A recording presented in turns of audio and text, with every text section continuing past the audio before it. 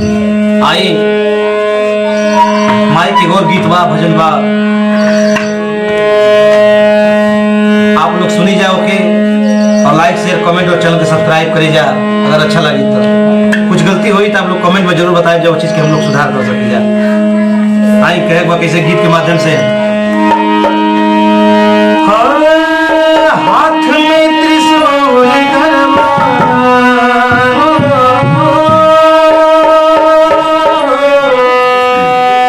हाथ में त्रिशूल धरवा सोनवा के हार रूपवा बाड़ी से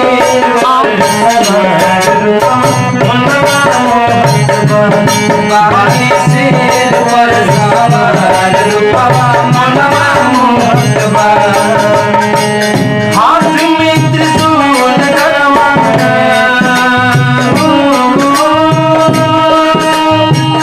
हाथ में त्रिशूल धरवा सोनवा के हार रूपवा मनवा तबारी से मनवा बारी से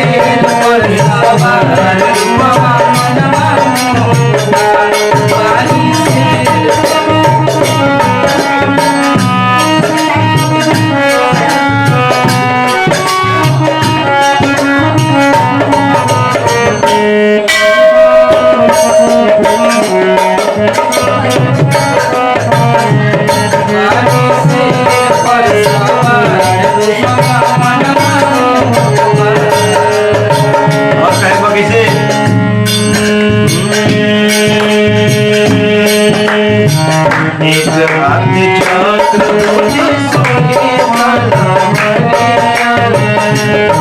हाथ चक्र सोने सोने वाला भगवान के पूजा काटे भगवान के पूजा काटे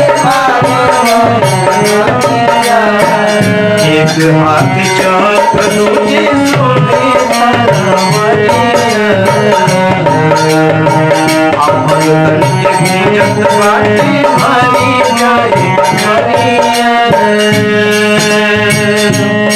सोना के मुकुटवा सोहे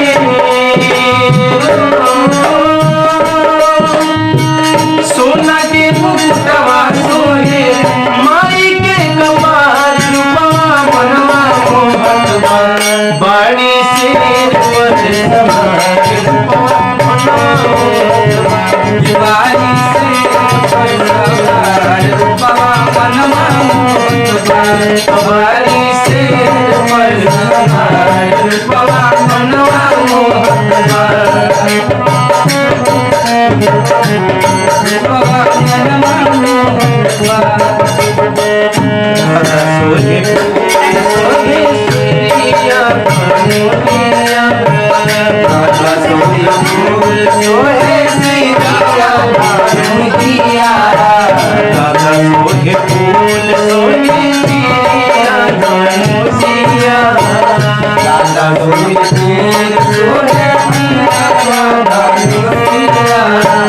लाल रंग साड़ी लाल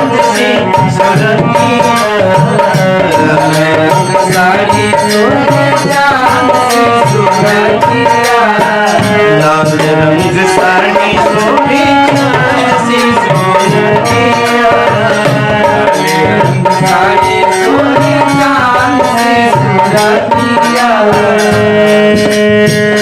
एक हाथ